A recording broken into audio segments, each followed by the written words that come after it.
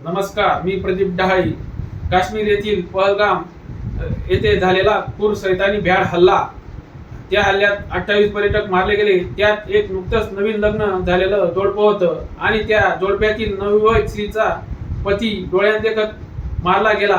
त्या नवविवाहित स्त्रीचे स्वप्न, मनातील भावना, तिला झालेले दुःख, वेदना काय असतील ते मी लिहिलेल्या कवितेतून सादर करत आहे.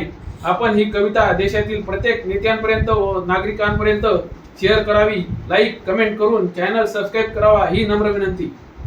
कविता शीर्षक: पहलगाम सैतानी भ्याड हल्ला.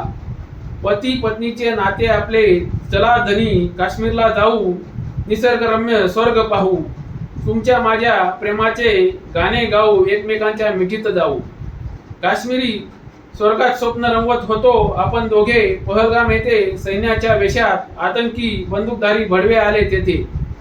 धनी कपडे तुमचे उतरून, हिंदू धर्माची खात्री करून, धाड धाड गोळ्या डोक्यात तुमच्या घालून गेले. विचारली नाही भाषा, विचारली नाही जात, फक्त हिंदू आहे म्हणून सैतानांनी केला हो तुमचा घात. रडारड किंचाळ्यांनी सारे सुन्न झाले. एक नव्हे, दोन नव्हे, तर त्या आसुरी सैतानांनी 28 खून केले. पहलगाम येथे रक्ताच्या थारोड्यात पडत होता एक एक पर्यटकांचा जीव. तरी आतंकी सैतानी असुरांना आली नाही त्यांची जराही कीव. राजकारण्यांनो, किती दिवस मतांसाठी आपसात लढणार? वर्षानुवर्ष चालणार का असेच? मग देशद्रोही पाकिस्तानी नतमस्तक होणार कसे? विचारून धर्म करतात ते कुकर्म, तरी आपण भारतीय गात असतो, मानवता हा एकच धर्म, मानवता हा एकच धर्म. उठा देशातील सर्व नेत्यांनो, जागे व्हा, संघटित होऊन फोडा त्यांचे कर्म. फक्त तिरंगाच आहे आपला धर्म, तिरंगाच आहे आपला धर्म.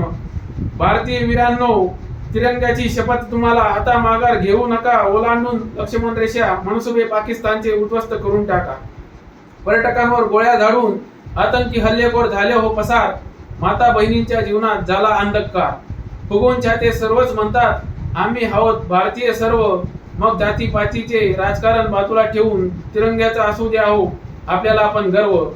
नुसत्या मेणबत्त्या पेटवून भावपूर्ण श्रद्धांजली देऊन आता चालणार नाही. हिंदुस्थानाचा असू द्या एकच नारा, भारत आहे माझी माता. हल्लेखोर आतंकींना आता शोधून मारा, शोधून मारा. जय हिंद, जय जवान, जय किसान.